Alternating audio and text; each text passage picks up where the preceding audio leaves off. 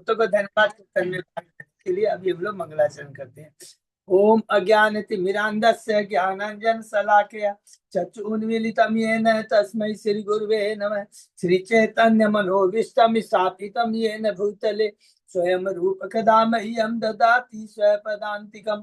वंदेहम श्री गुरु श्री युद्धपथ कमलम श्री गुरु वैष्णवांच श्री रूपम साग्र जातम सहगण रघुनाथम वितम तम सजीवम स्वाधेतम सावधूतम परिजम सहितम कृष्ण चैतन्य देवम श्री राधा कृष्ण पादान सहगण ललिता श्री विशाखा वितांत नम ओम विष्णु पादाय कृष्ण पृष्ठाय भूतले श्रीमते भक्ति वेदांत स्वामी इति नामने।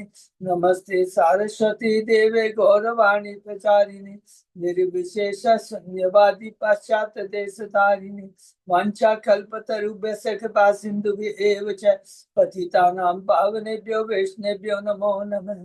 नमो महावदान्याय कृष्ण प्रेम पदायते कृष्णाय कृष्ण चैतन्य नामने गौरत्विषे नमः। हे कृष्ण करुणा सिंधु दीन बंधु जगतपते गोपेश गोपिका कांत राधा कांत नमस्तुते। तप्त कांचन गौरांगी राधे वृंदावनेश्वरी विश्वानुसुते देवी प्रणमामि हरिप्रिय। नीलांचल निवासाय नित्याय परमात्मने बलभद्र सुभद्रायाम जगन्नाथाय ते नमः। जय श्री कृष्ण चैतन्य प्रभु नित्यानंद श्री अद्वैत गदाधर श्रीवासादि गौर भक्त बिंद मुखम करोति वाचालम पंगु लंघे गिम यत्किपातमहं वंदे श्री गुरु मदीन तारिणम परमानंद माधवम श्री चैतन्येश्वरम।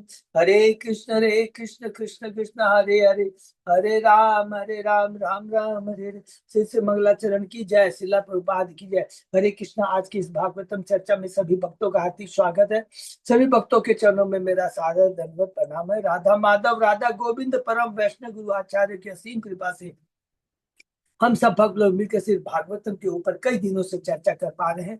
कैंटो 10 के हम लोग 47वें 47 अध्याय में है। इसके पहले जो 46 अध्याय हमने कंप्लीट किए, इसको हम बहुत संक्षेप में दोहराते हैं। प्रथम 10 अध्याय हैं, इसके अंदर में भगवान ने जो गोकुल में जो लीला की है उसका वर्णन किया। गोकुल में भगवान का जन्म होता है। प्रथम अध्याय में हमने देखा कि इस प्रकार कंस देवकी के 6 पुत्रों को निर्मम हत्या करता। दूसरे अध्याय में भगवान वसुदेव देवकी के हृदय में प्रकट होते हैं। तीसरे अध्याय में भगवान मथुरा के अंदर में चतुर्भुज रूप में प्रकट होते हैं और वसुदेव उनको ले जाते हैं गोकुल में। चौथे अध्याय में किस प्रकार कंस गोकुल के छोटे छोटे निर्मम बच्चों की निर्मम हत्या करता है, ब्राह्मण संस्कृति को नष्ट करता है। 5वें अध्याय में नंदोत्सव है, भगवान ने किस प्रकार गोकुल के अंदर में भगवान का जन्म उत्सव बनाते हैं, नंदोत्सव। और 6वें अध्याय में पुतना के ऊपर भगवान की कृपा। 7वें अध्याय में सटकासुर और तिरावत के ऊपर कृपा। 8वें अध्याय में भगवान का नामकरण। 9वें अध्याय में दामोदर लीला है। 10वें अध्याय में भगवान ने किस प्रकार यमुना उज्जैन का उद्धार किया। और उसके बाद में 11वां अध्याय में हमने पढ़ा कि भगवान किस प्रकार गोकुल से चले आते हैं वृंदावन, बछड़े चराने की सेवा मिलती है, जाते हैं जंगल में वन में, और वहां पर वो फिर 12वें अध्याय में अघासुर के ऊपर कृपा करते हैं, उससे सारूप पे मुक्ति प्राप्त होती है। 13वें अध्याय के अंदर में ब्रह्म विमोहन लीला है कि किस प्रकार ब्रह्मा जी भ्रमित हो जाते हैं, बछड़ों गायों को चुरा लेते हैं और उसके भगवान उसी तरह के उतने जितने गाय थे, जितने बछड़े थे, जितने गोप थे, जिस रंग के थे, जिस आयु के थे, जिस मनोवृत्ति के थे, स्वभाव के थे, एज इट इज भगवान प्रकट करते हैं। हरि बोल। और बहुत सुंदर है। और भगवान 14वें अध्याय में देखा ब्रह्मा जी चकित हो जाते हैं, आते हैं और भगवान के क्षमा मांगते हैं, भगवान की स्तुति करते हैं। 14वें अध्याय में 15वें अध्याय में बलराम जी धेनुकासुर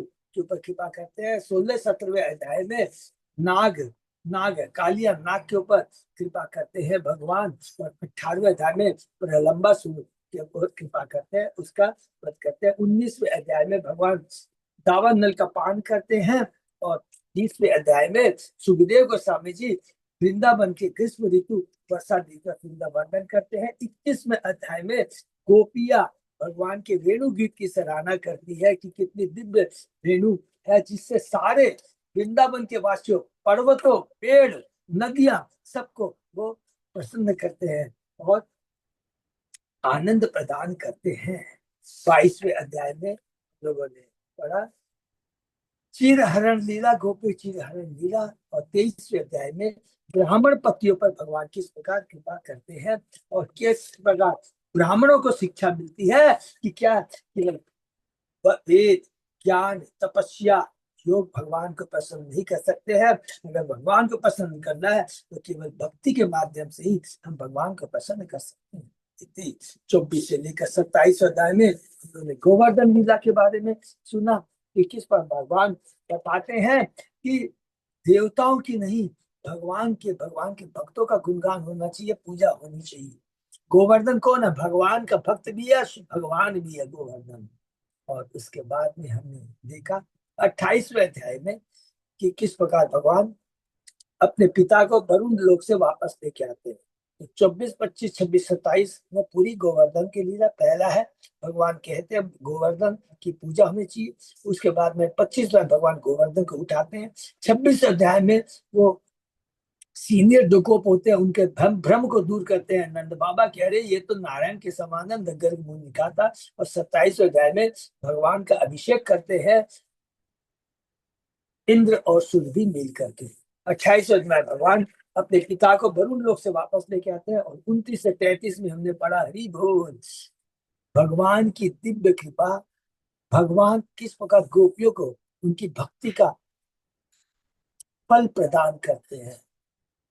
29 अध्याय में भगवान की दिव्य ध्वनि है जिसके अंदर में गोपियां आकृष्ट हो जाती है, भगवान के संग नृत्य करती है। लेकिन थोड़ा सा कमंड आता है तो भगवान ओझल हो जाते हैं। 30वें अध्याय में भगवान किस प्रकार गोपियां भगवान को खोजती है। 31वें अध्याय में बहुत सुंदर विरह गीत है, कहते हैं हम तो तुम्हारी दासी है, बिना किसी शर्त, बिना किसी मोल के सब कुछ अपने जीवन को तुम्हारे लिए समर्पित कर दिया है।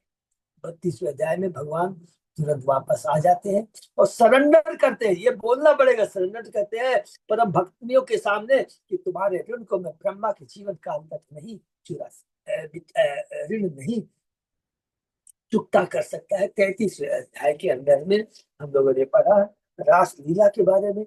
सुखदेव गोस्वामी जी कहते हैं इन गोपियों की जो दिव्य भक्ति है, जो कृष्ण ने रास लीला किया है, ये दिव्य है। कभी भी हमें इसका अनुकरण नहीं करना है, उनके दिव्य भक्तियों का हमें अनुसरण करना है। और 34वें अध्याय में भगवान किस प्रकार नाग से नंद बाबा की रक्षा करते हैं और शंखचूड़ जो कि गोपियों को चुरा के ले जा रहा था, भगवान गोपियों की रक्षा करते हैं। तो हो गया हमारा 34वें अध्याय में। 35वें अध्याय के अंदर में हमने देखा कि किस प्रकार वन विहार के समय जो गोपियों की दशा होती है वो कृष्ण का प्रति के लिए गायन करती है। 36वें अध्याय के अंदर अरिष्टासुर का वध होता है। 37वें अध्याय के अंदर में लास्ट जो हमारी गोवर्धन की भगवान की लीला है, केसी तथा ब्योमासुर, केसी और ब्योमासुर का भगवान उद्धार करते हैं। 38वें अध्याय से हमने देखा कि भगवान अब मथुरा जाने वाले हैं तो कौन आते हैं? अक्रूर आते हैं। और 39वें अध्याय में अब अक्रूर भगवान को रथ में बैठा के ले जा रहे हैं। तो गोपियों का भाव, हृदय भाव हमने देखा। और भगवान किस प्रकार अक्रूर को अपना दर्शन कराते हैं। यमुना नदी में जब भगवान स्नान करने जाते हैं, अक्रूर स्नान करने जाते हैं। और 40वें अध्याय में स्तुति, हरि बोल, बहुत सुंदर स्तुति है खुद की। 41वें अध्याय में भगवान अब आ जाते हैं, कहाँ पर? मथुरा में आते हैं, हरि बोल। और अलग अलग भक्तों पर कृपा करते हैं, धोबी के ऊपर में, ज्वाला के ऊपर में और सुदामा माली के ऊपर में करते हैं। 42वें अध्याय के अंदर में भगवान यज्ञ के धनुष को तोड़ते हैं जो कृष्ण ने स्थापित किया था। 43वें अध्याय के बाद में हाथी का वध करते हैं, हाथी का वध करते हैं। और 44 अध्याय में भगवान कंस को मारते हैं। उनके सारे पहलवान हैं, चारों मुष्टि पर कृपा करते हैं। और अब इसके बाद में भगवान वसुदेव और देवकी जो कि भ्रमित हो जाते हैं, उनमें ऐश्वर्य भाव भगवान के प्रति जागृत हो जाता है। भगवान अपनी योग माया से उनके ऐश्वर्य भाव को हटा देते हैं। और उसके बाद में वसुदेव देव की 45वें अध्याय में हमने देखा कि किस प्रकार वो उनका द्विज संस्कार करते हैं। और उसके बाद वो भगवान चले जाते हैं सांदीपुरी मुनि के आश्रम में, गुरुकुल में रहते हैं। 64 दिन में उन्होंने 64 कलाएं सीख लेते हैं। हरि बोल। 46 अध्याय में अब भगवान उद्धव को कहाँ भेजते हैं? हे उद्धव, तुम वृंदावन में जाओ, क्योंकि गोपियां हैं, वो ही एकमात्र मैं उनका प्रीतम आत्मा हूँ, अतः मैं सभी वस्तु में उनका भरण पोषण करने का दायित्व अपने ऊपर लेता हूँ। वो केवल जीवन यापन कर रही है, यह सोच कर करके, यह याद कर करके कि मैंने कहा था कि मैं अवश्य वापस आऊंगा। उद्धव जी आते हैं वृंदावन में, नंद बाबा से मिलते हैं। और उसके बाद में हमने देखा किस प्रकार उद्धव जी ईश्वर तत्व के बारे में बताते हैं। किसको? दोनों को बताते हैं। सबसे पहले नंद बाबा को बताते हैं, और उसके बाद में 47 अध्याय में देखा कि गोपियां जब देखती है नंद बाबा के घर के बाहर में एक रथ खड़ा हुआ है, तो आती है उद्धव के पास में, उनका सम्मान करती है। और उसके बाद में गोपी भ्रमर गीत जो हमने पढ़ा, बहुत सुंदर भ्रमर गीत में, सुंदर सुंदर, बहुत दिव्य है। हमारी क्या बताएं कि जो बहुत ये आचार्य ही इनको समझ सकते हैं, भाव को हमें समझा सकते हैं। और उसके बाद में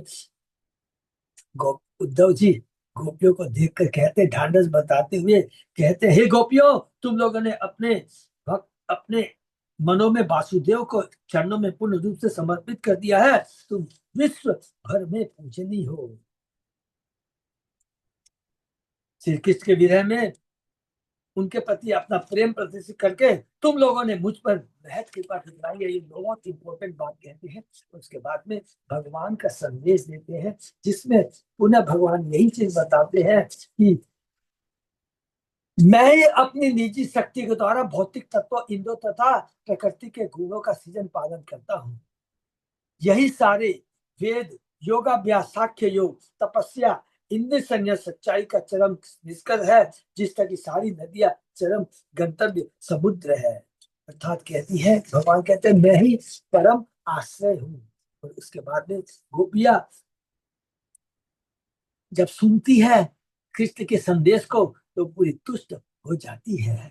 और उसके बाद में कहते हैं कि सुखदेव गोस्वामी जी बताते हैं कि उद्धव जितना दिन तक ब्रज में, ये बहुत इंपॉर्टेंट है, उद्धव जितने दिन तक ब्रज में रहते हैं, वे ब्रजवासियों को, ये बहुत इंपॉर्टेंट है कि जितने दिन उद्धव में ब्रज में रहते हैं, वो ब्रजवासियों को एक क्षण के तुल्य प्रतीत हुए, क्योंकि उद्धव कृष्ण की वार्ताएं करते रहते थे। ये बहुत इंपॉर्टेंट क्या था कि उद्धव जितने दिन भी वृंदावन में रहे, वो सदैव ब्रजवासियों को भगवान के बारे में बताते थे। और जब ब्रजवासियां भगवान के बारे में सुनती थी, तो उनको लगता था कि इतनी वार्ता सुनी है उद्धव से, लेकिन लगता था अरे ये तो एक क्षण में ही खत्म हो गया। उसके बाद में उद्धव जी ने ब्रज की नदियों, जंगलों, पर्वतों, घाटियों तथा वृक्षों को देखकर बार बार श्री कृष्ण के विषय में स्मरण करा करा कर वृंदावन वासियों को प्रेरणा देने में हर्ष अनुभव किया। तो जब भगवान का जो भक्त होता है, भगवान के नाम लीलाओं का कीर्तन कर करके खुद हर्ष का अनुभव करता है, और श्रोता को भक्ति करवा कर करके उन्हें भक्ति में अग्रसर करता है। ये बहुत इंपॉर्टेंट विषय है जो मैंने पढ़ा। और उसके बाद में लास्ट में जो हम लोग ने कल पढ़ा, उद्धव गीत गाते हैं। उद्धव कहते हैं कि पृथ्वी के समस्त व्यक्तियों में ये गोपियां ही वास्तव में अपने देहधारी जीवन को सफल कर पाई है, क्योंकि उन्होंने भगवान गोविंद के लिए शुद्ध प्रेम की पूर्णता प्राप्त कर दी है। इनके शुद्ध प्रेम की लालसा इस संसार से डरने वाले मुनियों तथा हम सबों की बनी रहती है। हरि बोल। ये लालसा किसकी बनी? सब मुनि सब लोग चाहते हैं कि अरे इतनी सुंदर ये गोपियां की जो भक्ति है, उनको बार बार सुनते अपने जीवन उतारने का प्रयत्न करते हैं। जब श्री कृष्ण रासलीला में गोपियों के साथ नाच रहे थे, तो भगवान की भुजाएं गोपियों का आलिंगन कर रही थी। यह दिव्य अनुग्रह माने ये कृपा न तो कभी लक्ष्मी जी को प्राप्त हुआ, न वैकुंठ की वेश्या अंगनों को। स्वर्ग लोक की सबसे सुंदर बालाओं ने भी इस तरह की कल्पना तक नहीं की थी। तो फिर उन संसारी स्त्रियों के विषय में क्या कहा जाए जो भौतिक दृष्टि से अति सुंदर है। हरि बोल। इन गोपियों ने श्री मुकुंद कृष्ण के चरण कमलों की शरण पाने के लिए सब कुछ त्याग दिया है। ओह, मैं वृंदावन की, बहुत इंपॉर्टेंट श्लोक जो हमने, मैं वृंदावन की इन झाड़ियों, लताओं तथा जड़ी बूटियों में से कोई एक होने का सौभाग्य प्राप्त कर सकूं, क्योंकि गोपियां उन्हें अपने चरणों से रोंद देती है और अपने चरण कमलों की धूल से उन्हें आशीर्वाद देती है। तो ये हम लोगों ने पढ़ा है। उसके बाद में और आगे उद्धव जी क्या कहते हैं, इसके बाद हम लोग चर्चा करेंगे। ओम नमो भगवते वासुदेवाय। ओम नमो भगवते वासुदेवाय। ओम नमो भगवते वासुदेवाय। नारायण नमस्कृत नरं चैव नरोत्तमं देवी सरस्वती व्यासं ततो जयं उदीरये। नस्प्रायेषु भद्रेषु नित्यं भागवत सेवया भगवती उत्तम श्लोके भक्ति भवति नैष्ठिकी। कृष्णाय वासुदेवाय देवकी नंदनाय च नंद गोप कुमाराय गोविंदाय नमो नमः। आराधयो भगवान भजेश तनय ततदाम वृंदावनम रमया काचित उपासना व्रजवधु वर्गेण्य कल्पिता। श्रीमद् भागवतम प्रमाणम अमलम प्रेमापुमर्तो महान श्री चैतन्य महाप्रभो मतमिदं तत् आदरो न पर। हरे कृष्ण कृष्ण कृष्ण हरे हरे, हरे राम राम राम हरे हरे। कैंटो 10 अध्याय 47 शीर्षक भ्रमर गीत, श्लोक number 62 63। Thank you so much बू। श्लोक नंबर 63। वंदे नंद ब्रज स्त्रीणां पादरेणुम अभीक्षण सह याशाम हरि कथो उद्गीतम पूनाति भुवन त्रयम्। मैं नंद महाराज के गोप ग्राम की स्त्रियों की चरण रज की बार बार वंदना करता हूँ। जब ये गोपियां श्री कृष्ण के यश का जोर से कीर्तन करती है तो वह ध्वनि तीनों लोकों को पवित्र कर देती है। बहुत इंपॉर्टेंट चीज है। अगर हम भगवान के नाम गुणगान का श्रवण कीर्तन करते हैं तो वो वातावरण दिव्य हो जाता है, सारी कलुषिता मिट जाती है, हमारी चेतना शुद्ध हो जाती है, वातावरण शुद्ध हो जाता है और दिव्य आनंद का अनुभव होता है। यहाँ क्लियर लिखा देखिए, जब भगवान की कीर्तन करती है गोपियां तो तीनों लोगों को पवित्र कर देती है। पिछले श्लोकों में गोपियों की महिमा का स्थापना करने के बाद श्री उद्धव अब उन्हें प्रत्यक्षतः नमस्कार करते। हरि बोल। श्री वैष्णव तोषणी के अनुसार उद्धव ने द्वारका में भगवान कृष्ण की पटरानियों को भी इस तरह से नमस्कार नहीं किया था। हरि बोल। गोपियों को नमस्कार करते हैं, इस भगवान की शुद्ध भक्ति है, शुद्ध भक्त है। श्री शुकवाच है, तो अभी हमने सुना जो उद्धव किस प्रकार प्रार्थना करते हैं। उसके बाद में अब सुखदेव गोस्वामी जी बताते हैं। श्री शुकवाच है, अथ गोपी अनुज्ञाप्य यशोदाम नंदमेव च गोपान आमंत्र्य साह यास्यन् आरूढ़ रथम। सुखदेव स्वामी ने कहा, तत्पश्चात दर्शनवंशी उद्धव ने गोपियों तथा माता यशोदा एवं मां से विदा लेने की अनुमति ली। हरि बोल। उन्होंने सारे ग्वालों से विदा ली और प्रस्थान करने के लिए अपने रथ पर सवार हो गए। अब वापस वो मथुरा आ रहे हैं।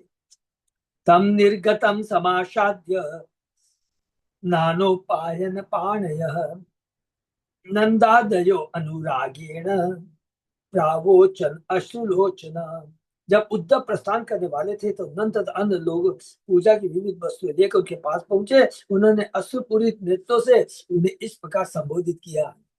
श्री जीव गोस्वामी इंगित करता है कि नंद तथा ग्वाले किसी शिष्टाचारवश उद्धव के पास नहीं गए, अपितु कृष्ण के प्रिय मित्र के प्रति स्वैच्छिक अनुराग के कारण ही गए। ये देखिए बहुत इंपॉर्टेंट वर्ड है इसको, कि जब भगवान का शुद्ध भक्त से हम लोग विदा लेते हैं तो वास्तव में स्वतः ही, क्योंकि वो दिव्य आत्मा है और आत्मा को उस दिव्य आत्मा के संग जब मिलन होता है तो आनंद होता है और जब विरह होता है तो दुख होता है।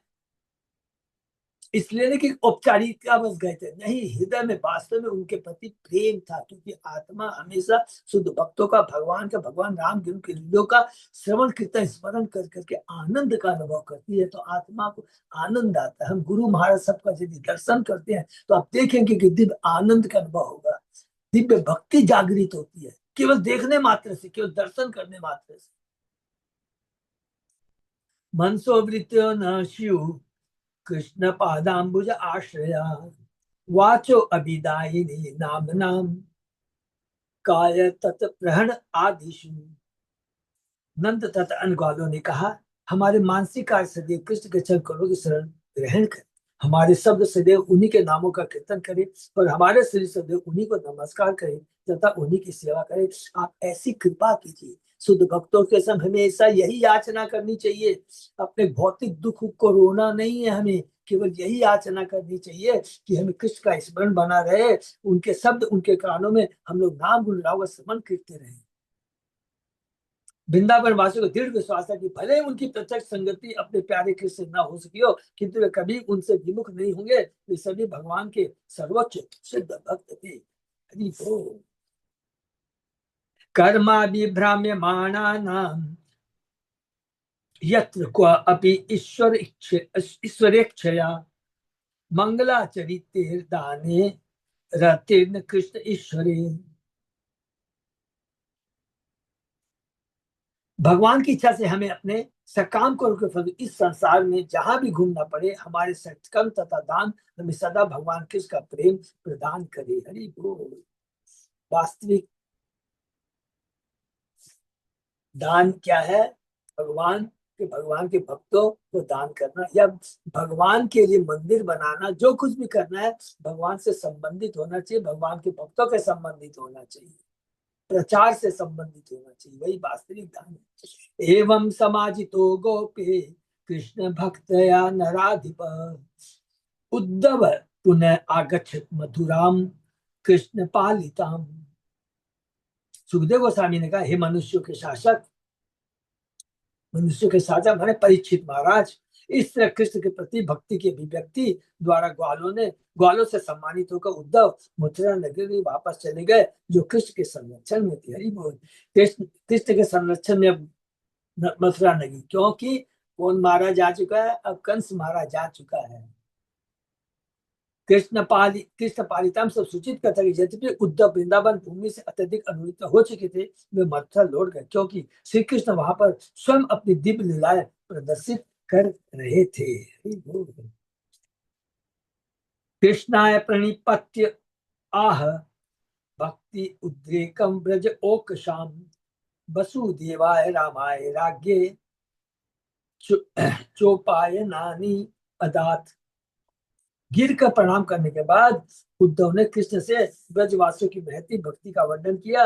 उद्धव ने इसका वर्णन वसुदेव, बलराम तथा राजा उग्रसेन से भी किया और उन्हें वे वस्तुएं भेंट की जिन्हें वे अपने साथ वृंदावन से नंद बाबा और गोपियों और वहां के गोपों ने उन्हें प्रदान की थी। इस प्रकार से भागवत के दसम स्कंद के अंतर्गत भ्रमर गीत शीर्षक 47 अध्याय का शील प्रभुपाद के विनीत शेखों द्वारा लिखित भक्ति वेदांत तात्पर्य पूर्ण हुआ। ये बहुत सुंदर अध्याय हमने समाप्त किया। इसके अंदर में हम लोगों ने बहुत सुंदर सुंदर कि गोपी उद्धव जी जाते हैं, उद्धव जी का भाव देखा, गोपियों का भ्रमर गीत था, फिर कृष्ण का संदेश सुनाते हैं, गोपियां आकर्षित होती है और इसके बाद में उद्धव जी गीत गाते हैं गोपियों के बारे में। क्या है? एक ही चीज को याद रखना है, हे गोपियां तुम दिव्य हो, मेरी इच्छा है कि मैं वृंदावन के अंदर में झाड़ घास तिनका कुछ भी बनूं, जिससे गोपियां उनके चरणों पर जाए तो मेरा जीवन, चरणों पर होकर चरण अपने रखें तो मेरा जीवन धन्य हो जाए। ये शुद्ध भक्त का भाव है। और दूसरा, गोपियों का उद्धव के प्रति कितना आकर्षण है, कोई भौतिक आकर्षण नहीं है, कोई एज ए गेस्ट नहीं है, भगवान का परम भक्त है। ये बहुत सारी चीजें बहुत ऊपर हमने पढ़ा। अब हम लोग प्रवेश करते हैं अध्याय 48, कृष्ण द्वारा अपने भक्तों की तुष्टि। इस अध्याय में अब भगवान, जस्ट हम लोग बता दें, अब भगवान बहुत जल्द ही मथुरा छोड़ करके कहा जाने वाले हैं।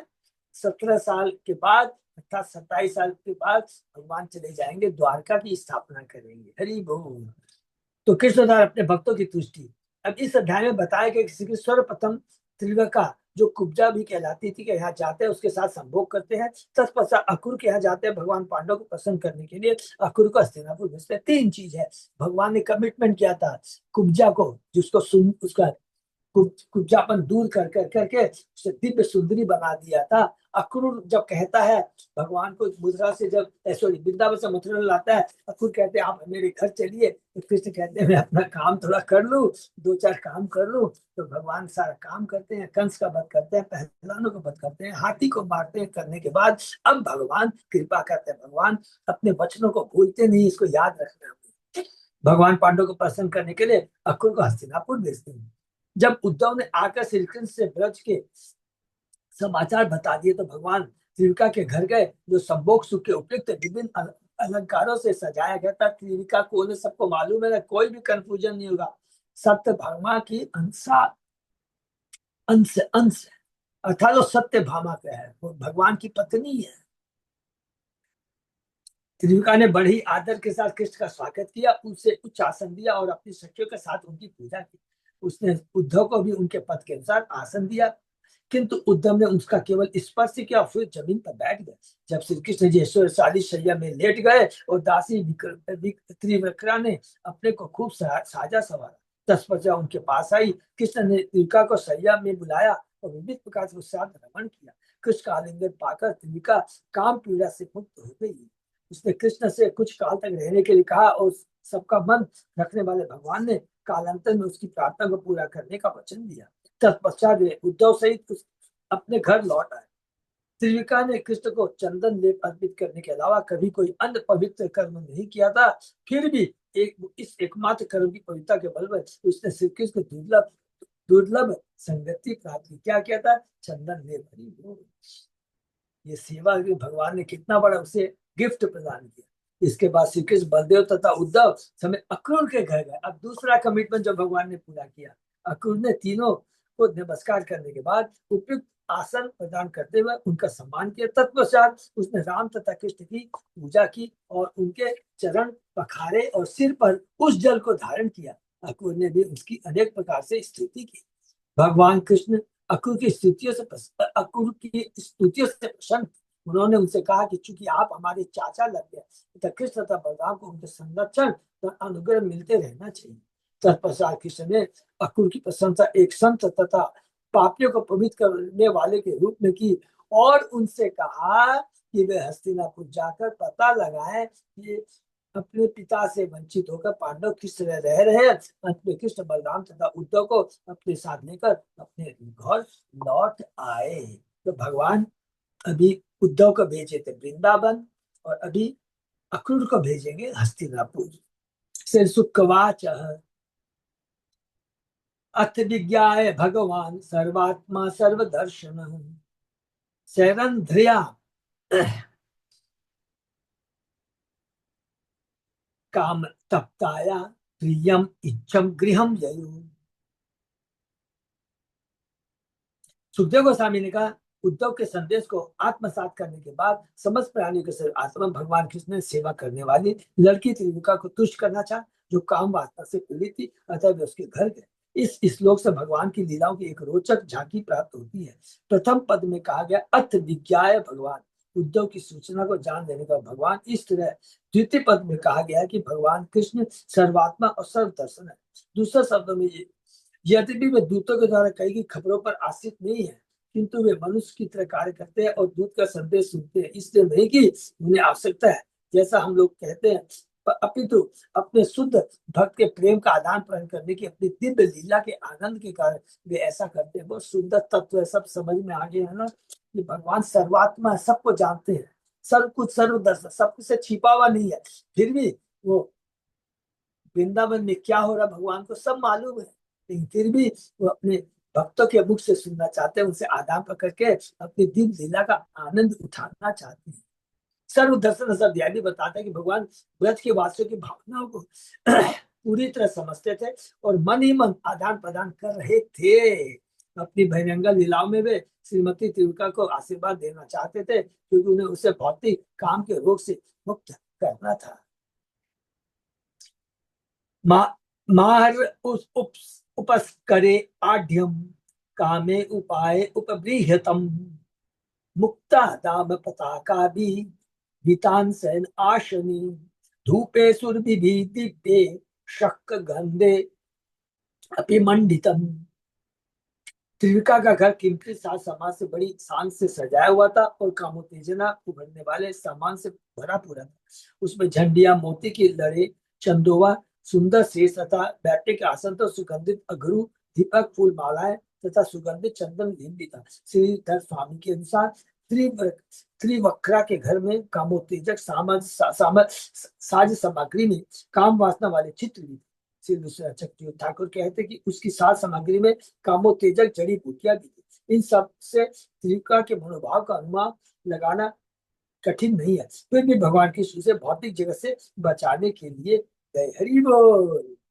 गृहं तमायांतम अवेक्ष्य आशनात् सद्य समुत्थाय हि जात संभ्रम यतो उपसंगम्य सखी भी अच्युतम सभाजयाम सत आशनाति भी।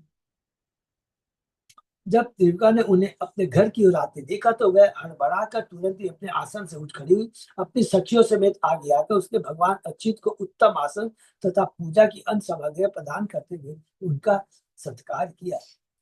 ततोद्धव साधु तया अभिपूजितो न्यषिदत् वर्याम अभिमृश्य चाशनम कृष्णो अपि चूर्णम शयनम महाधनम विवेश लोकाचरितानि अनुद्यतः।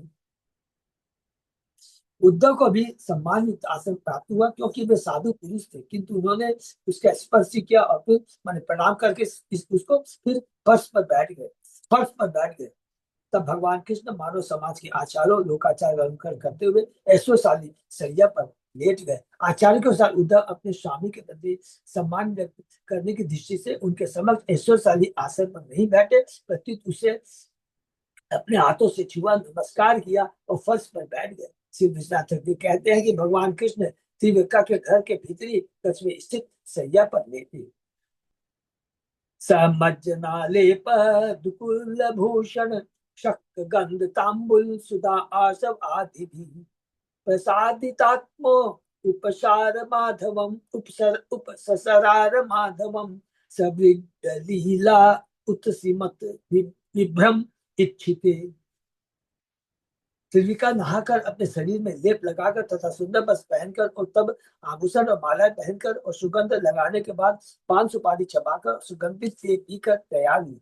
तब वह लजीली लीलामय हंसी तथा लुभाने वाली चेतनों से माधव के पास पहुंची। इस श्लोक से स्पष्ट है कि हजारों वर्ष के बाद भी स्त्रियों द्वारा काम भोग की तैयारी की विधियों में कोई परिवर्तन नहीं आया। आयु यकांतं नवसंगम हिया विशंकी कथाम कण कण भूषितो करे पग्रीय शय्याम अधिवेश्य रामया रे में अनुलेप अर्पण पुण्यलेशया। इस नवीन संपर्क मिलन की प्रत्याशा से सशंकित तथा लज्जिली प्रेमिका को आगे आने के लिए बुलाते हुए भगवान ने कंगन से सुशोभित उनके हाथों को पकड़ अपनी सेज पर खींच लिया। इस तरह उन्होंने उस सुंदरी के साथ रमन किया, जिसकी एकमात्र पवित्रता इतनी थी कि उसने पहले किसी समय भगवान को लेप अर्पित किया था। हरि वाह, चंदन लेप दिया था। श्री विश्वनाथ ठाकुर की व्याख्या की नवसंग महिया शब्द सूचित करते हैं कि त्रिविका अभी तक कुंवारी थी, वह कुबड़ी थी और भगवान ने उसे हाल ही में सुंदर बाला का रूप प्रदान किया था। अतः वह श्री कृष्ण का पर कामशक्त होती समझ तो थी, किंतु सहज भाव से वह लज्जिली तथा शंकित थी। सानंग तप्त कुचयोरस्तताक्षणो जिघ्रन्ति अनंत चरणेन रुजो मृजन्ति दोभर्यान स्थान्तर्गतं परिरभ्य कांतम आनंद मूर्तिम अजहात अति दीर्घ तापम। भगवान के चरण कमलों की सुगंधि से ही त्रिविका ने अपनी दोनों छाती आंखों में कामदेव द्वारा उत्पन्न जलती हुई काम वासना को धो दिया, अपनी दोनों भावों से उसने अपने स्तनों के मध्य स्थित अपने प्रेमी से आलिंगन किया जो आनंद की मूर्ति है, और इस तरह उसने अपने दीर्घकालीन कष्ट को त्याग दिया। सो एवं केवल्यनाथम तम प्राप्य दुष्प्राप्यम ईश्वरम अंग अंग राग अर्पणे अहो दुर्भगा इदम अयाचत। केवल शरीर का लेप प्रदान करने से ही अलभ्य भगवान को इस प्रकार पाकर अभागी त्रिविक्रम ने उन उन स्वतंत्रता मोक्ष के स्वामी से निम्नलिखित याचना की। श्री विश्वनाथ थर्टी का विश्वनाथ चक्रवर्ती के अनुसार श्रीमती त्रिविका ने भगवान से प्रार्थना की, कृपया एकमात्र मेरे साथ रमण करें, अन्य किसी स्थिति से नहीं। क्योंकि किस ऐसा वर देने को राजी न थे, इसलिए त्रिविका को अपनी को अभागी कहा गया है। श्रीधर स्वामी कहते हैं कि यद्यपि सामान्य दृष्टि से वह भौतिक काम सुख की याचना करती प्रतीत होती, किंतु वास्तव में वह अब तक मुक्त आत्मा हो चुकी थी। जहां भगवान का स्पर्श हो तो स्वतः ही मुक्त आत्मा हो जाएगी। सहोस्यताम सहोस्ताम श्रेष्ठ सहोस्ताम ही पृष्ठ दीनानि कति चिंतया रमस्व नोत्सहितयुक्तम संग ते अम्बुरु इक्षण। त्रिका ने कहा, हे प्रीतम, आप यहाँ पर मेरे साथ कुछ दिन और रुके और रमन करें। हे कमल नेत्र, मैं आपका साथ छोड़कर नहीं रह सकती। अम्बु का अर्थ जल और रूह का अर्थ उठते हुए, इस तरह अम्बुरूह का अर्थ जल से ऊपर उठने वाला कमल का फूल। भगवान कृष्ण अम्बुरुक्षण कमल नृत्य कहलाते हैं। वे समस्त सौंदर्य के स्रोत तथा मूर्ति है, इसलिए स्वाभाविक था कि त्रिविका उनके प्रति आकृष्ट थी। किंतु भगवान का सौंदर्य आध्यात्मिक एवं विशुद्ध है। भगवान का सौंदर्य आध्यात्मिक एवं विशुद्ध है, और उनका मंतव्य त्रिविका से अपनी तृप्ति करना नहीं था। वो तो आत्माराम है, किंतु उसे शुद्ध कृष्ण भावना तक ले जाना था। भगवान का जो संग करता है, सारी भौतिक कामनाएं नष्ट हो जाती है, कृष्ण प्रेम जागृत होता है। तस्य काम वरम दत्वा मानयित्वा च मानद सह उद्वेन सर्वेशः स्वधाम अगमत रिद्धिमत। इस काम इच्छा को पूरा करने का वचन देकर समस्त जीवों के स्वामी, सबका मान रखने वाले कृष्ण ने त्रिविका को नमस्कार किया, और तब उद्धव समेत अपने अत्यंत स्मृतिशाली धाम को लौट आए। सारे आचार्य मानते हैं कि काम वर्तनम दत्वा सब यह सूचित करता है कि कृष्ण ने त्रिविका को वचन दिया कि वे उसकी कामना को पूरा करेंगे। दुराराध्यम समाराध्य विष्णु सर्वेश्वर ईश्वरम यो वृणीते मनोग्राह्यम असत्वात् कुम निशि अशो। सामान्यतः समस्त ईश्वरों के परम ईश्वर परमेश्वर भगवान विष्णु तक पहुंच पाना कठिन है। अतः जो व्यक्ति उनकी समुचित पूजा करने के बाद उनसे इंद्रिय तृप्ति का वर मांगता है, वह निश्चित रूप से कम बुद्धि वाला दुर्बुद्धि है, क्योंकि वह तुच्छ फल से तुष्ट हो जाता है, क्योंकि वो भौतिक है। इंद्रिय तृप्ति माने भौतिक।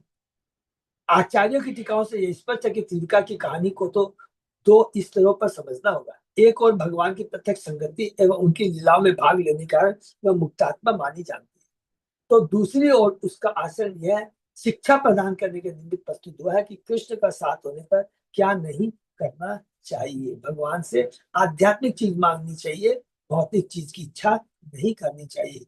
ये भगवान ने इस लीला के माध्यम से बताया है। अर्थात त्रिविका भगवान को लीला में करने में एक शिक्षा देने के लिए मदद कर रही है। ये बहुत इंपॉर्टेंट चीज है, यहाँ पे क्लियर प्रभुपाद जी ने लिख दिया है। क्योंकि कृष्ण की सारी लीलाएं न केवल आनंदमय है, अपितु उपदेशात्मक है। हरि बोल। अतः इस लीला में कोई वास्तविक विरोध नहीं है, क्योंकि त्रिविका की पवित्रता तथा उसका बुरा उदाहरण दो भिन्न स्तरों पर उपस्थित होता है। दोनों को अलग कि भगवान को उसने लेप लगाया, अपना चंदन लेप भगवान की सेवा में उसने किया, और दूसरा बता रहा है कि भगवान जब आते हैं तो कोई भौतिक इच्छा की याचना नहीं करनी चाहिए। अर्जुन भी शुद्ध भक्त माना जाता है, फिर भी प्रारंभ में युद्ध करने की कृष्ण की आज्ञा का उल्लंघन कर उसने भी जो नहीं करना चाहिए था उसका उदाहरण प्रस्तुत किया। अरे मेरे माता पिता भाई बंधु सब मारे जाएंगे, तो उसकी भौतिक आसक्ति थी। किंतु ऐसे अंत सदा सुखमय होता है, पर ब्रह्म कृष्ण के आनंद में सानिध्य नहीं। तो ये शिक्षा के रूप में यहाँ पर प्रभुपाद जी ने बहुत सुंदर उदाहरण के रूप में ये हमें यहाँ पर बताया है। अक्रूर भवनम कृष्ण सह रामोद्धव रामोद्धव प्रभु किंचित चिकीर्षयन् प्रागात अक्रूर प्रिय काम यया। तत्पश्चात भगवान कृष्ण कुछ कार्य कराने की इच्छा से अक्रूर के घर बलराम और उद्धव के साथ गए। भगवान अक्रूर को भी प्रसन्न करना चाहते थे। अक्रूर की बारी है, क्योंकि अक्रूर ने कहा था कि आप मेरे घर जरूर आएंगे। शतान नर वर्षेष्ठाम आरात वीक्षुष बांधवान प्रत्युत्थाय प्रमुदित परिष्वज्य अभिनंद्य च नमाम कृष्णम रामम च शते अपि अभिवादित पूजिया मास विधिवत कृताशन परिग्रहण परिग्रहण। जब अकुर ने अपने ही संबंधी एवं पुरुष शिरोमणियों को दूर से आते देखा, पुरुषों में शिरोमणि कृष्ण, शिरोमणियों को कृष्ण और बलराम को दूर से आते देखा, तो वे हर्षपूर्वक उठकर खड़े हो गए। उनका आलिंगन और स्वागत करने के बाद अक्रूर ने कृष्ण बलराम को नमस्कार किया और बदले में उन दोनों ने उनका स्वागत किया। तो जब उनके अतिथि आसन ग्रहण कर चुके तो उन्होंने शास्त्रीय नियम के साथ उनकी पूजा की। फिर जीव गोस्वामी संकेत करता है कि श्री कृष्ण तथा अन्य लोग मित्र के रूप में अक्रूर के पास पहुंचे थे। सर्वप्रथम अक्रूर ने बदले में मित्र भाव प्रदर्शित किया और तब सानिध्य आतिथ्य करते हुए उन्होंने भगवान की और स्वाभाविक भक्ति भाव दर्शाया और कृष्ण तथा बलराम को सादर नमस्कार किया। पादावने जनी आ आ आपे धारयन शीर्षा नृप अर्णेन अंबरे दिव्ये अर्हयन अमे दिव्ये गंधश्रक भूषणोत्तम अर्चित्वा शीर्षा आनम्य पादो अंक गतो मृजन प्रस्यावंतो अक्रूर कृष्ण रामो अभाषत।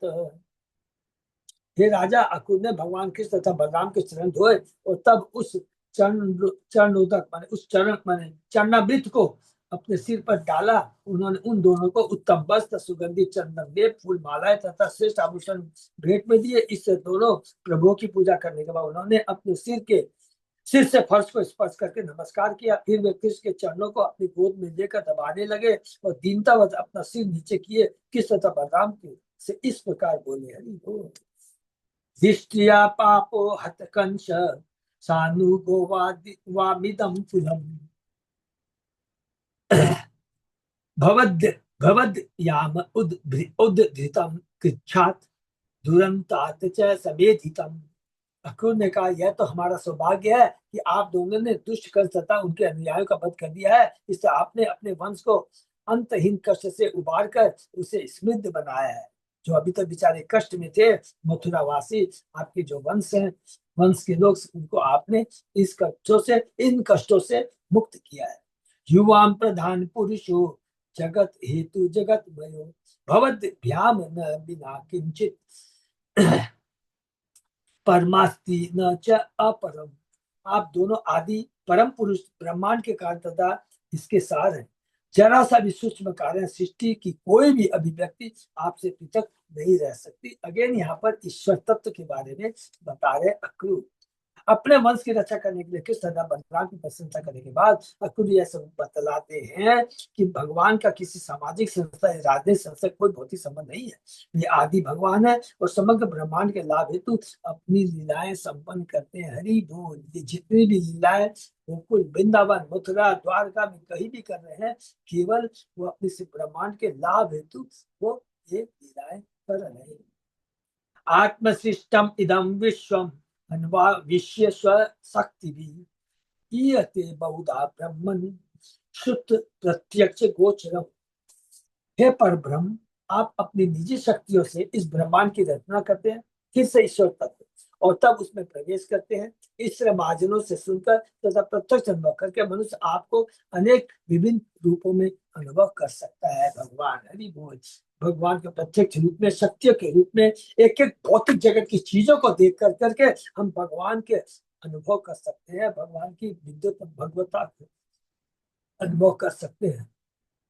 श्रुत प्रत्यक्ष गोचरम तथा आत्मसिष्टिम इदम विश्वम में नपुंसक लिंग का जो व्याकरणिक साम्य है उसमें सूचित हो कि भगवान अपनी शक्ति द्वारा अपनी सृष्टि में प्रविष्ट होकर ब्रह्मांड के भीतर अपने को ये बनाते हैं। भागवत में तथा अन्य प्रामाणिक वेदिक साहित्य में हमें भगवान के प्राय तमाम विवरण मिलते हैं जिनमें अन्य सारी वस्तुओं से उनकी श्रेष्ठता तथा उनसे भिन्नता देखी जाती है। हम वैदिक साहित्य से यदि कोई निष्कर्ष निकाल सकते हैं तो वह यही है कि जिसका उपदेश श्री चैतन्य महाप्रभु ने दिया है वह है अचिंत भेदा भेद तत्व, अर्थात परम ब्रह्म हर वस्तु से बड़े हैं और पृथक है क्योंकि वे सर्व शक्तिमान सृष्टा तथा सबों का नियंता है और उसी के साथ साथ हर वस्तु के एकाकार है क्योंकि जो कुछ भी विद्वान है वह उनकी शक्ति का विस्तार है। एक लाइन को प्लीज सब लोग नोट कर लेंगे कि सब कुछ उनकी शक्ति का विस्तार है, अर्थात कृष्ण एकमात्र शक्तिमान है, सारी शक्ति है। जो कुछ भी ब्रह्मांड में देखते हैं, जो कुछ भी हम लोग देखते हैं, इस चीज को समझ लेना चाहिए। भगवान एक एक चीज के अंदर है लेकिन वो उनकी शक्ति है, उनका है प्राकृत। कुछ भी आप कोई भी एक चीज का नाम दे दीजिए। हमारे शरीर में भगवान आत्मा के रूप में है। कोई भी अब जड़ वस्तु किसी को, आकाश में शब्द है वो भगवान है, जल के अंदर जो स्वाद है वो भगवान है, अग्नि में जो उष्मा है वो भगवान है। सब भगवान ने अपनी विभूति के बारे में गीता के 10 अध्याय हमने बहुत डिटेल में पढ़ा है। तो अचिंत भेदाभेद का मतलब क्या हुआ? जो उष्मा आती है वो अग्नि से आती है, अगर अग्नि नहीं है तो उष्मा नहीं हो सकती। तो वो अग्नि कौन है? कृष्ण है। जल में जो स्वाद है कृष्ण है, अगर स्वाद नहीं है तो जल का कोई नहीं, जल के बिना स्वाद है। सब कुछ हमारे कृष्ण समझ, इसी को बता अचिंत भेदाभेद। तो संक्षेप में हम कैसे समझेंगे? शक्तिमान और शक्ति, जो कुछ भी ये शक्ति है पूरी ब्रह्मांड के अंदर, जीव भी भगवान की क्या है? अंश है। इसलिए गीता के 7वें अध्याय में 2 श्लोक है ना, हम लोग भूमि आपो अन्न वायु, और उसके बाद में कहता है ये मेरी अपरा शक्ति है। उसके बाद में कहता है इसके ऊपर भी एक उत्कृष्ट शक्ति है, पराशक्ति है। आत्मा भगवान की पराशक्ति है सब कुछ। तो ये चीज हमको समझना, दोनों शक्ति है लेकिन सब भगवान से संबंधित, बिना भगवान के इसका कोई चीज का अस्तित्व नहीं। तो बहुत सुंदर यहाँ पर ईश्वर तत्व को बताया गया। हमें श्रीमद् भागवत के इन सारे अध्यायों से में इन महान ग्रंथ की एक अद्वितीय असामान्य विशेषता दिखती है। हरि बोल। कृष्ण चाहे गोपियों के पास संदेश भेज रहे हो या उनकी प्रार्थना स्वीकार कर रहे हो, इन सब में निरंतर जांचती बातचीत चलती है। पूरे भागवत में मनोहारी लीलाओं के साथ आध्यात्मिक दर्शन का जो संगम मिलता है वह उनकी असामान्य विशेषता है। भागवत के अंदर तत्व के बारे में बताया गया है, आध्यात्मिक और लीलाओं के बारे में बताया। हमने पूरा पढ़ा है, भक्तों की अलग अलग लीलाएं पढ़ी है, तत्व के बारे में पढ़ा है कि ये सृष्टि भगवान कैसे करते हैं, सब कुछ हमने भागवतम के सृष्टि के बारे में कैंटो 2 के अंदर, कैंटो 3 के अंदर में बहुत डिटेल में हमें भगवान उनके मुक्त पार्षदों की आध्यात्मिक भावनाओं में झांकने तथा उनका आस्वाद लेने की अनुमति है। फिर भी हमें बारंबार उनकी तात्विक स्थिति का स्मरण कराया जाता है जिससे हम सस्ती मानववादी दृष्टि में फंस ले जाते हैं। उनके पूरे तत्व को जानना बहुत जरूरी है। अतः इस ग्रंथ की प्रकृति सारी अक्रूर प्रसंग भगवान की संक्षिप्त दार्शनिक प्रस्तुत करते तत्व को यहाँ प्रदर्शित करते हैं।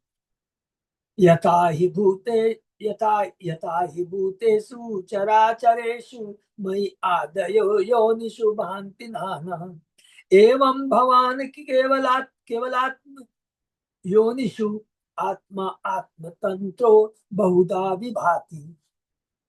जिस प्रकार जड़ तथा चेतन जीव योनियों में मूलभूत तत्व अपने को पृथ्वी आदि अनेकाधिक किस्मों के रूप में प्रकट करते हैं, उसी तरह आप एक स्वतंत्र परमात्मा के रूप में अपनी सृष्टि के विविधतापूर्ण पदार्थों में अनेक रूपों में प्रकट अपने को करते हैं। ईश्वर तत्व सृजसी अतो लुम्पसि पासि विश्वम रजतम सत्व गुणेश शक्ति न बद्ध से तत्गुण कर्म भी ज्ञानात्मन ते क्वच बंध हेतु। आप अपनी निजी शक्तियों रजो तमो सतो गुणों से इस ब्रह्मांड का सृजन संहार और पालन भी करते हैं, फिर भी आप इन दोनों द्वारा या उनसे उत्पन्न कर्मों द्वारा बनते नहीं है। तो भगवान सृजन पालन संहार करते हैं, सबको मालूम है सृजन का काम कौन करते हैं? ब्रह्मा जी। रजोगुण के माध्यम से संहार कौन करते हैं? शिव जी करते हैं तमोगुण के माध्यम से, और पालन कौन करते हैं? विष्णु करते हैं सतोगुण के माध्यम से। फिर भी आप इन गुणों द्वारा भगवान का गुणा होता है के बारे में बताया, उत्पन्न कर्मों से आप बंधते नहीं है, क्योंकि आप समस्त ज्ञान के आदि स्रोत है, समस्त ज्ञान के आदि हो। तो फिर मोह द्वारा आपके बंधन का कारण क्या हो सकता है? आप कैसे बंधन में फंस सकते? ज्ञानात नस्ते क्वच बंध हेतु, यह वाक्यांश स्पष्ट बताता है कि सर्वज्ञ भगवान कभी भी मोह में नहीं रहते। इसलिए इस निर्विशेषवाद सिद्धांत का कि हम सभी ईश्वर है किंतु हम भूल चुके हैं और अब मोह में है, फिर भागवत 10 इस स्पष्टों में इसका निराकरण किया गया कि मायावादी हम और ईश्वर एक है नहीं, ईश्वर शक्तिमान है, हम शक्ति है, बस इतना दिमाग कर लेंगे तो बस सारा मायावादी सिद्धांत क्लीन बोल्ड, तो दिमाग ज्यादा नहीं लगा बस। देहादि उपादे अनिरूपितत्वात् भवो न साक्षात् न भिदा आत्मन स्यात्, अतो न बंध तवनेव तनेव मोक्ष स्याताम निकाम त्वयि न अविवेक। चूंकि यह कभी प्रदर्शित नहीं किया जा सकता कि आप भौतिक शारीरिक उपाधियों से प्रच्छन्न, भौतिक शक्ति उनसे है निकली है लेकिन उससे प्रच्छन्न नहीं है, अतः यह निष्कर्ष निकालना होगा कि शाब्दिक अर्थ में न तो आपका जन्म होता है नहीं कोई द्वैत है, इसलिए आपको बंधन या मोक्ष का सामना नहीं करना होता। और यदि आप ऐसा करते प्रतीत होते हैं तो यह आपकी इच्छा के कारण ही है कि हम आपको इस रूप में देखते हैं या कि हमें विवेक का अभाव इसलिए ऐसा है। तो अक्सर बहुत तथ्य है, भगवान का जन्म दिखता है, आपका जन्म होता है शाब्दिक में न तो आपका जन्म, क्योंकि भगवान का जन्म दिव्य होता है, उनका कोई भौतिक जन्म नहीं होता है। अजन्मा है भगवान, अर्थात उनका कोई भौतिक जन्म नहीं होता है। या अक्रूर उन दो कारणों को बताते हैं जिससे भगवान भौतिक स्वरूप से आच्छादित दिखते हैं या मनुष्य की तरह जन्म लेते प्रतीत होते हैं। पहला कारण, जब भगवान कृष्ण अपनी लीला संपन्न करते हैं तो उनके प्रेमी भक्त उन्हें अपने प्रिय पुत्र मित्र प्रेमी आदि के रूप में मानते हैं। इस प्रेम विनिमय के आनंद के कारण ही वे कृष्ण को ईश्वर नहीं मानते। कौन है? ब्रज के ब्रजवासी। उदाहरणार्थ कृष्ण के प्रति असामान्य प्रेम के कारण ही माता यशोदा को चिंता होती है कि जंगल में कृष्ण को चोट लग जाएगी। वे इस तरह इसलिए अनुभव करती है क्योंकि भगवान की ऐसी इच्छा होती है जिसे यहाँ निकामा शब्द द्वारा इंगित किया गया है। दूसरा कारण जिससे भगवान भौतिक प्रतीत होते हैं वह अविवेक शब्द से इंगित होता है। अज्ञान या अविवेक के कार्य मनुष्य भगवान की स्थिति को ठीक से समझ नहीं पाता। जब तक हम भगवान के नाम गुण लीलाओं का श्रवण कीर्तन नहीं करेंगे, शुद्ध भक्तों मुख से नहीं समझेंगे तो हमें ये भ्रम बना रहेगा, अरे ये तो साधारण व्यक्ति है।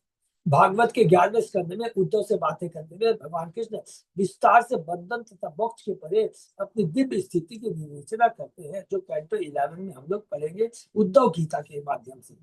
जैसा कि वैदिक साहित्य में कहा गया है, देह देही विभागो अयम नेश्वरे विद्यते क्वचित, भगवान के शरीर तथा आत्मा में कभी कोई अंतर नहीं होता क्योंकि दोनों ही भगवान का दिव्य शरीर होता है, आध्यात्मिक शरीर होता है, 5 तत्वों से बना हुआ नहीं होता है। दूसरे शब्दों में श्री कृष्ण का शरीर नित्य आध्यात्मिक सर्वज्ञ समस्त आनंद का आधार है। ये फिर से ईश्वर तत्व है, वो प्रभुपाद जी तात्पर्य से बताते हैं और अक्रूर अपनी प्रार्थना में। त्वयोदितोऽयं जगतो हिताय यदा यदा वेद पत पुराण वाद्येत पाषंड पथे असद्भि असद्भिष तदा भवान सत्व गुणम विभर्ति। आपने समस्त विश्व के लाभ के लिए प्रारंभ में वेदों के प्राचीन धार्मिक पथ की व्याख्या की थी। जब भी दुष्ट व्यक्तियों द्वारा नास्तिकता का मार्ग ग्रहण करने के फलस्वरूप यह पथ अवरुद्ध होता है तो आप दिव्य सतगुण से युक्त कोई न कोई अवतार धारण करते हैं और नास्तिकों का बारे में बताते हैं, उनकी पोल को खोलते हैं। जैसे चेतन महाप्रभु ने आकर प्रकाशा सरस्वती को क्लियर एक्सप्लेन किया था, स्वयं भगवान ने आकर। शतम प्रभो अद्य वसुदेव गृहोत्तीर्ण श्वासेन भारम अपने तुम इह असी भूमि अक्षोहिणी शतबधेन सुरेतरांश जाग्याम अमुष्य च कुलस्य यशो वितनवन। हे प्रभु, आप वही परम पुरुष हैं और आप अपने अंश समेत वसुदेव के घर में प्रकट हुए।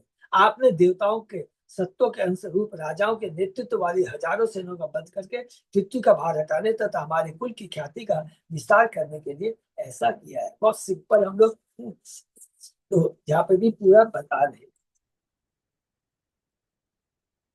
सुरेत रांस राज्ञाम तद सूचित करता है कि कृष्ण ने जिन असुर राजाओं का वध किया वे वास्तव में देवताओं के सत्वों के अंश या अवतार थे। हरि बोल। इस तथ्य की विस्तृत व्याख्या महाभारत में की गई है, जिससे असुर राजाओं की विशिष्ट पहचान उद्घाटित होती है। तो सब जब अलग अलग यहाँ पर बता रहे हैं कि कौन क्या है, सब भगवान की लीला में मदद कर रहे हैं, इतना ही हमें जानना है। और जब भगवान अवतार प्रथम अध्याय में हमने पहले ही पढ़ा था, भगवान ने कहा था देवताओं को इंस्ट्रक्शन दिया था, ब्रह्मा जी को तुम सब देवताओं को लेकर सब लोग को लेकर करके तुम लोग प्रकट हो, अलग अलग लीला कर।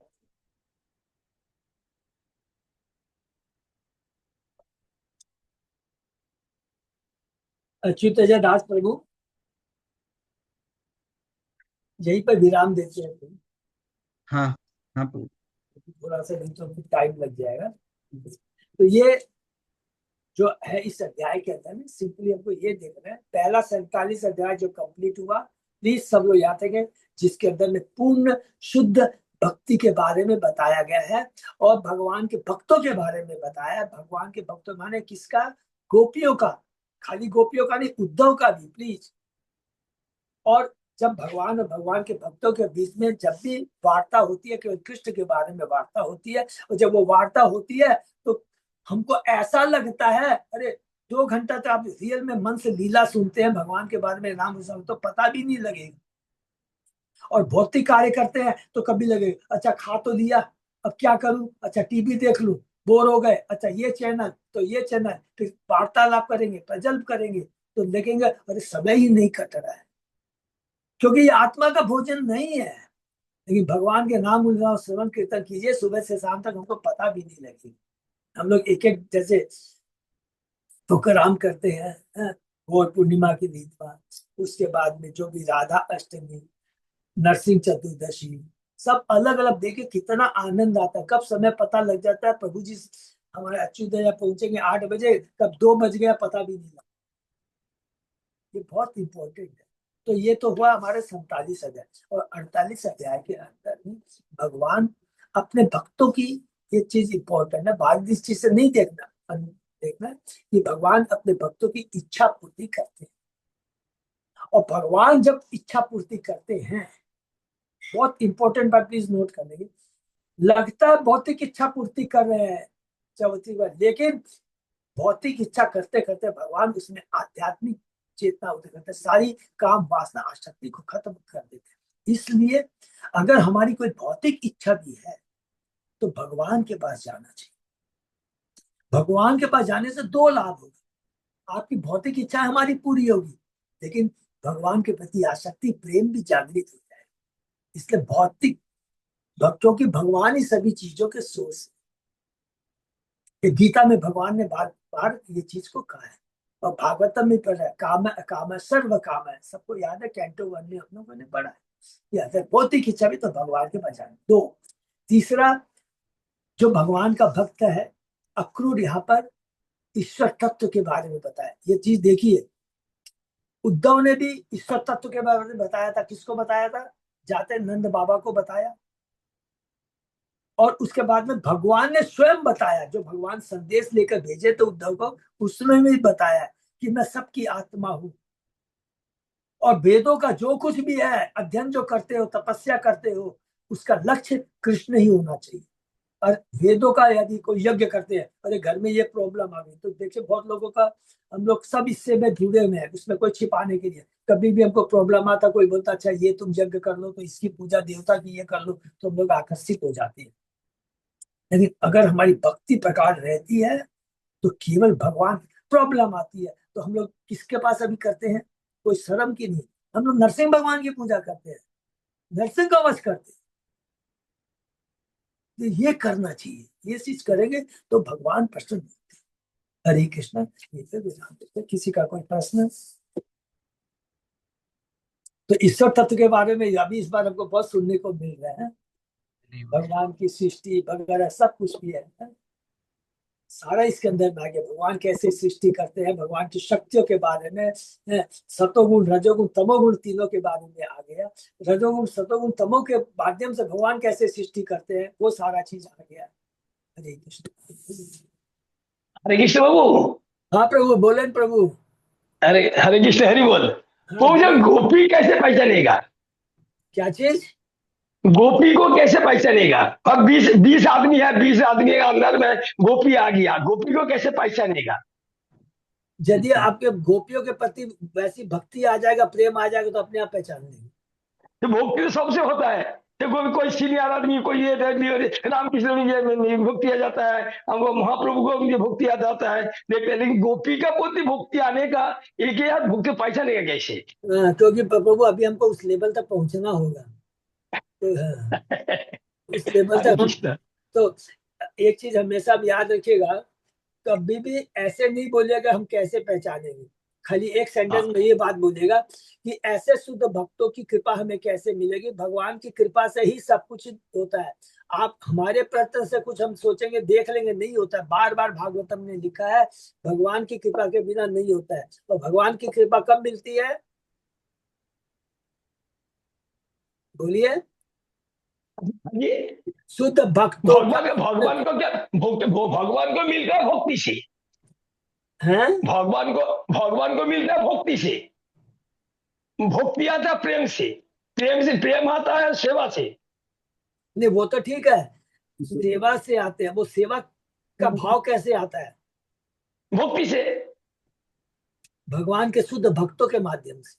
हाँ, भक्त से, भक्ति भक्ति में भक्त से। हाँ, नहीं तो अपने उस हाँ, लेवल का हमको नहीं है। अभी हम खाली साधारण जो भक्त है ना, भगवान के हाँ, शुद्ध भक्त जो प्रभुपाद जी ने हमको दिया है, उनका आश्रय हाँ। लीजिए तो सारा कुछ हो जाएगा।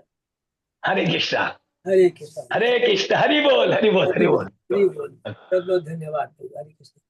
अच्युत अजय दास प्रभु। हाँ प्रभु जी, और तो कोई अनाउंसमेंट है नहीं, बस वही है। गीता जय। गीता गीता वितरण। ठीक है, हाँ, हरे कृष्णा। यहीं पर विराम देते हैं। हरि। हरे कृष्ण। सही भक्तों का बहुत बहुत दिन कृष्ण ने विराम देते हैं, फिर कल सुबह 7 बजे।